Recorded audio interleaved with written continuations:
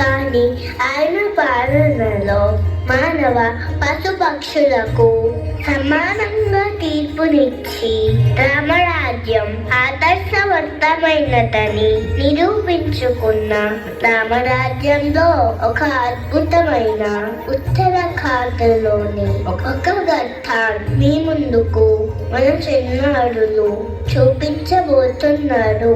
రావణుని సంహరించిన తర్వాత రాముడు అయోధ్యకు తిరిగి వెళ్లి ప్రజారంజకంగా పాలనను సాగిస్తున్న సమయం. రాముడు ఒకరోజు అందరి మంత్రులతో సభలో ఉండగా, లక్ష్మణ, కార్యార్థి అయి వచ్చిన వారు ఎవరైనా ఉంటే వాళ్ళని లోపలికి ప్రవేశపెట్టండి. సరే ప్రభు.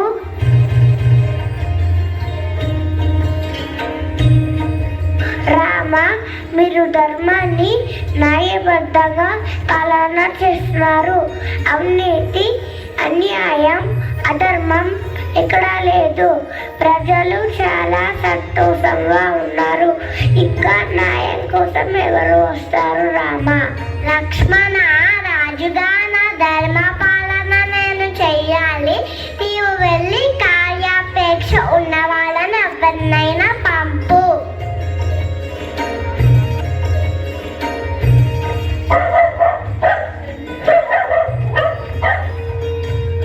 ఓ మహాభాగా, నీకేం పని ఉన్నది? విశ్వాసంతో కూడిన మనసుతో చెప్పము. సర్వ ప్రాణులకు రక్షకుడైన ఆ రాముడితో మాత్రమే నా బాధను చెప్పుతును. ఓ సునకమా, నీకేమైనా చెప్పవలసినది ఉంటే రాజా రామచంద్ర ప్రభుకి చెప్పము. లక్ష్మణ, దేవతా గృహమునందు, విజుల గృహమునందు అధమమైన మేము ప్రవేశించుటకు యోగ్యులము కాదు. లక్ష్మణ, ఆ శ్రీరాముడితో చెప్పుము. ఆయనే ప్రజాపాలకుడు.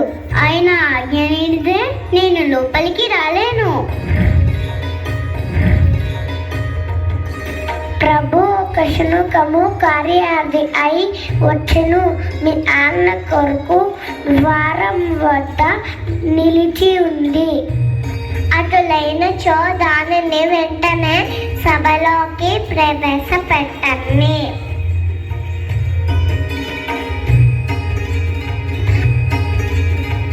ఓ సునకమాను, చెప్పదలుచుకున్న విషయం చెప్పుము.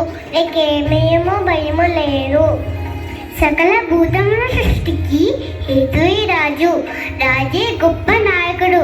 రాజు మంచిగా పాలించనిచో ప్రజలు శీఘ్రముగా నశింతురు. రాజే కర్త, రాజే పాలించును. సల్పుల చేత ధర్మము నీకు బాగా తెలిసినదే. రాజులలో శ్రేష్ఠుడైన రాజా, నీవు ధర్మాలకు ఉత్తమ స్థానము, గుణములకు సముద్రం అంత